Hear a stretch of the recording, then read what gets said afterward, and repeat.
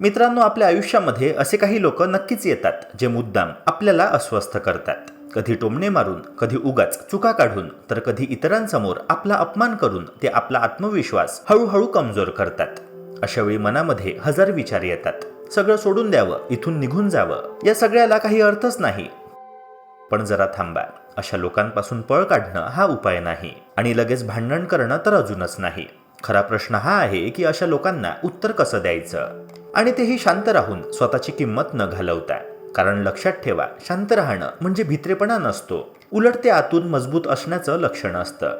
म्हणूनच ह्या व्हिडिओमध्ये आपण अशा 10 प्रभावी आणि शहाणपणाच्या उपायांबद्दल बोलणार आहोत, जे वापरून तुम्ही कोणताही गोंधळ न घालता, एकही शब्द न बोलता समोरच्याचा खेळ संपवू शकता.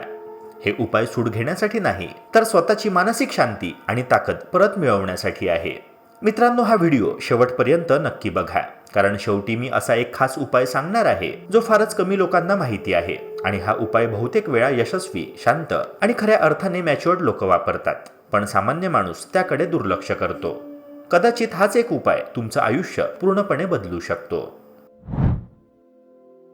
कधी कधी मोठ्याने उत्तर देणं, वाद घालणं किंवा स्वतःला सिद्ध करण्याचा अट्टहास करणं हा सगळ्यात कमकुवत पर्याय ठरतो.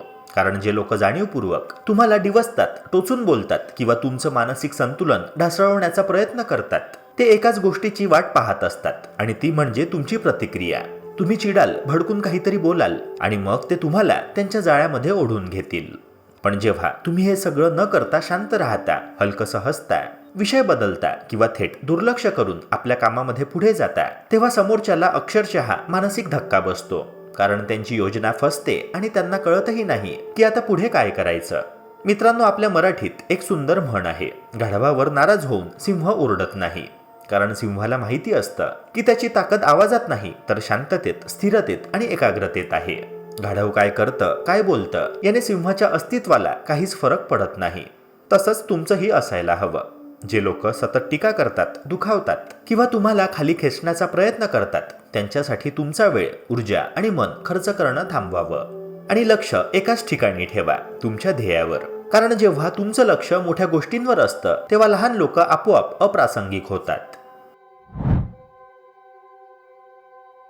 जे लोक सतत तुम्हाला टेन्शन देतात, टोमणे मारतात किंवा तुमचं मनोधैर्य खचवण्याचा प्रयत्न करतात, त्यांचा एकच खरा उद्देश असतो की तुम्हाला थांबवणं. ते तुमच्या स्वप्नांवर बोट ठेवतील, तुमच्या क्षमतेवर शंका निर्माण करतील आणि नकारात्मक बोलून तुमचं लक्ष विचलित करतील. कारण मित्रांनो, त्यांना माहिती असतं, जर तुम्ही तुमच्या मार्गावर ठाम राहिलात तर ते स्वतःच लहान पडतील. पण मित्रांनो, एक गोष्ट कायम लक्षात ठेवा, जे लोक तुम्हाला तोडू पाहतात, तेच लोक तुमच्या यशाने सर्वात जास्त हादरत असतात.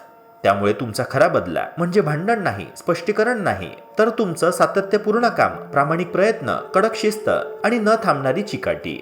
आणि मित्रांनो, हे अगदी गरुड आणि कावळ्याच्या गोष्टीसारखं आहे. गरुड जेव्हा आकाशामध्ये उंच झेप घेतो, तेव्हा खाली असलेले काही कावळे त्याच्यावर कुरघोडी करतात, आवाज करतात, त्रास देतात. पण गरुड कधीही खाली येऊन त्यांना उत्तर देत नाही. तो काय करतो, तर तो अजून उंच उडतो.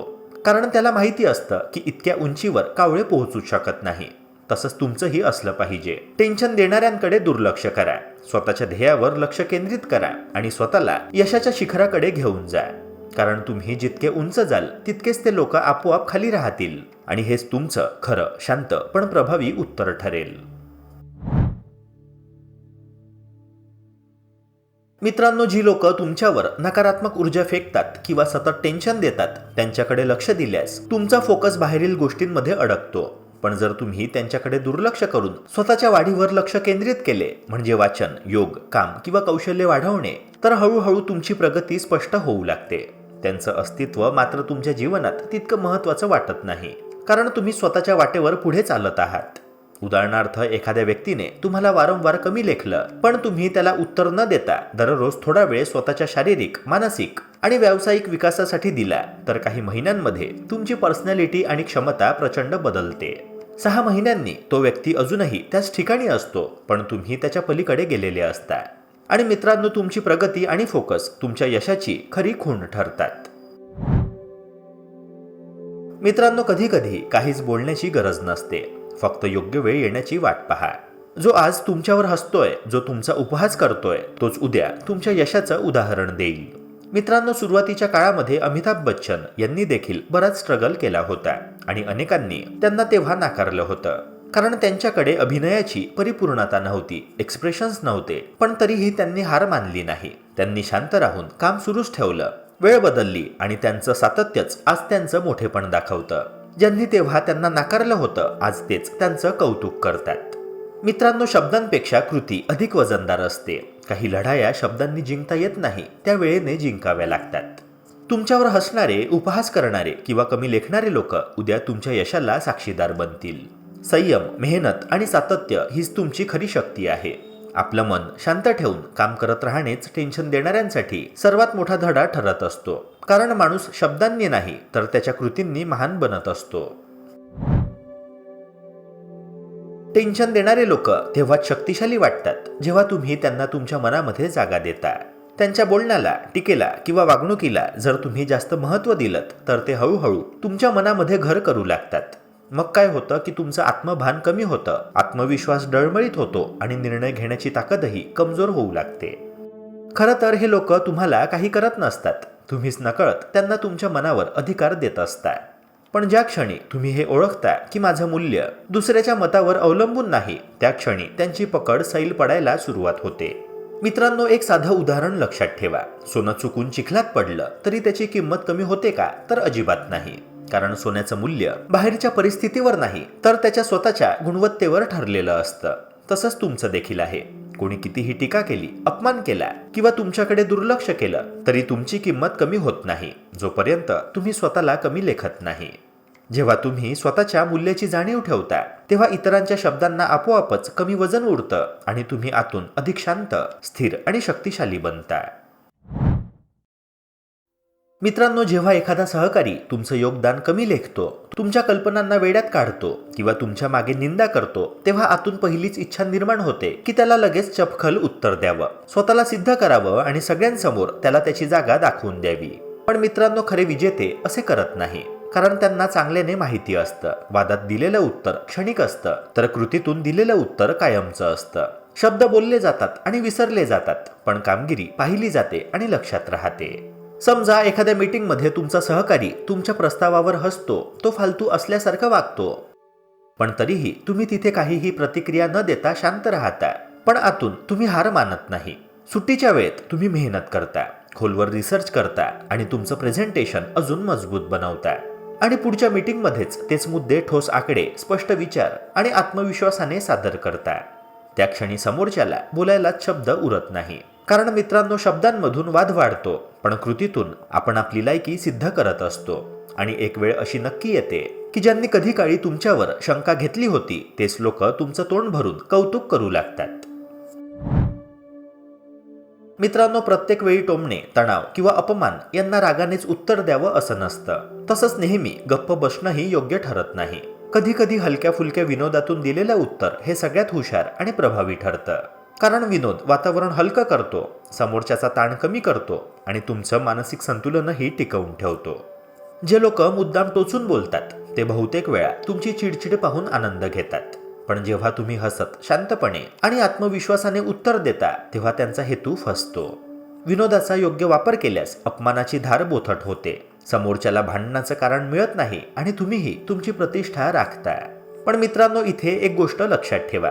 हा विनोद कुणाला दुखावण्यासाठी नसावा, तर परिस्थिती हाताळण्यासाठी असावा. हलकं, सभ्य आणि समजूतदार हसणं हे तुमच्या आतल्या ताकदीचं लक्षण असतं. कारण जो माणूस स्वतःवर हसू शकतो तो इतरांच्या शब्दांनी सहज दुखावला जात नाही. अशा प्रकारे विनोद हा केवळ हसण्याचा विषय राहत नाही, तर तणावावरचं एक प्रभावी आणि शहाणं उत्तर ठरतं. मित्रांनो, आपण सोशल डिस्टन्सिंग हा शब्द बहुतेक वेळा शारीरिक आजारांपासून स्वतःचा बचाव करण्यासाठी वापरतो. पण मित्रांनो, आजार फक्त शरीरालाच होत नाही, काही आजार मनाला देखील लागतात. काही लोक सतत निगेटिव्हिटी पसरवतात, टोमणे मारतात, अपमानास्पद वागतात आणि प्रत्येक गोष्टीमध्ये उणे काढतात. अशा लोकांच्या सहवासात राहिलं की मन हळूहळू थकायला लागतं आणि आत्मविश्वास गळून पडतो.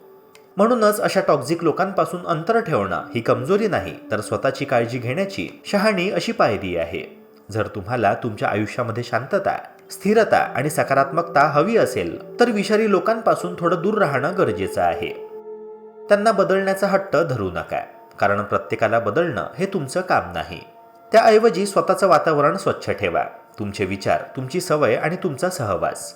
मानसिक सोशल डिस्टन्सिंग म्हणजे कोणाला तुच्छ लेखणं नाही, तर स्वतःवर प्रेम करणं आहे. ही एक शांत पण प्रभावी प्रक्रिया आहे, जी तुम्हाला आतून मजबूत बनवते आणि आयुष्याला पुन्हा हलकं, स्वच्छ आणि शांत रूप देते. मित्रांनो, टेन्शन देणाऱ्या लोकांना नेमकं काय हवं असतं, तर तुम्ही चिडावं, रागवावं, भांडणामध्ये उतरावं आणि त्यांच्याच खेळामध्ये अडकलं जावं. पण ज्या क्षणी तुम्ही आत्मसंयम ठेवता, त्या क्षणी त्यांची सगळी गणितं कोलमडायला लागतात. कारण तुम्ही शांत राहिलात, स्वतःवर ताबा ठेवलात, की हळूहळू तुम्हालाच त्या वादामध्ये रस उरत नाही. आणि जेव्हा तुम्ही खेळायलाच नकार देता, तेव्हा कारस्थानी लोकांचा संपूर्ण प्लॅन आपोआप फसतो. मित्रांनो, सहन करणं म्हणजे कमजोरी असते हा मोठा गैरसमज आहे. खरं तर हीच ती वेळ असते जिथे खऱ्या ताकदीची परीक्षा होते.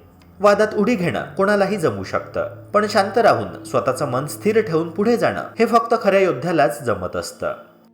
नेहमी लक्षात ठेवा की तुमचं मन कोणीही अस्वस्थ करू शकत नाही, जोपर्यंत तुम्ही त्यांना ती परवानगी देत नाही. आणि जेव्हा ही परवानगी तुम्ही स्वतःकडेच ठेवता, तेव्हा तुमची ताकद खऱ्या अर्थाने प्रकट होत असते.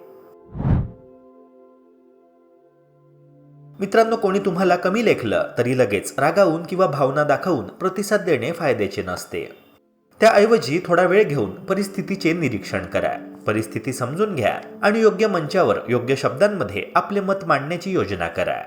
जेव्हा तुम्ही शांत आणि संयमी राहून आपल्या कामावर लक्ष केंद्रित करता, तेव्हा तुम्ही स्वतःच्या क्षमतेत सुधारणा करता आणि तुमची कामगिरी नैसर्गिकपणे बोलू लागते. हा मार्ग फक्त तुमच्यासाठीच प्रभावी नसतो, तर समोरच्या व्यक्तीवरही एक दीर्घकालीन प्रभाव निर्माण करतो. या पद्धतीमध्ये संयम, स्ट्रॅटेजी आणि कामगिरी यांचा परिपूर्ण संगम दिसतो, ज्यामुळे तुमची प्रतिष्ठा आणि प्रभाव दोन्हीही वाढतात. मित्रांनो, आज आपण पाहिलं की आयुष्यातील टेन्शन देणारे, उपहास करणारे किंवा नकारात्मक लोक आपल्याला कधीही थांबवू शकत नाहीत, जर आपण स्वतःला मजबूत बनवले. त्यांच्याकडे लक्ष देण्याऐवजी स्वतःवर काम करणे, स्वतःच्या ध्येयावर लक्ष केंद्रित करणे आणि सातत्य राखणे हेच खरे यशाचे रहस्य आहे. लक्षात ठेवा की शांत राहून केलेलं काम, संयमाने घेतलेले निर्णय आणि आत्मविश्वासाने केलेली कृतीच खरे उत्तर ठरते. जेव्हा तुम्ही या मार्गावर चालता, तेव्हा समोरच्याला तुमच्या कामगिरीचं कौतुक करण्याशिवाय पर्याय राहत नाही. मित्रांनो, कोणत्याही उपहास, टोमणे किंवा नकारात्मकतेला महत्त्व न देता स्वतःवर लक्ष केंद्रित करणं आणि सातत्यपूर्ण प्रयत्न करणं खूप शक्तिशाली ठरू शकतं. जीवनात खरा बदल घडवून आणायचा असेल तर शब्दांमध्ये नाही, तर कृतीत आणि मनाच्या शांततेत ती शोधा. आता ही ताकद तुमच्याकडे आहे, वापरा, उंच झेप घ्या आणि तुमच्या यशाची गोष्ट स्वतः लिहा.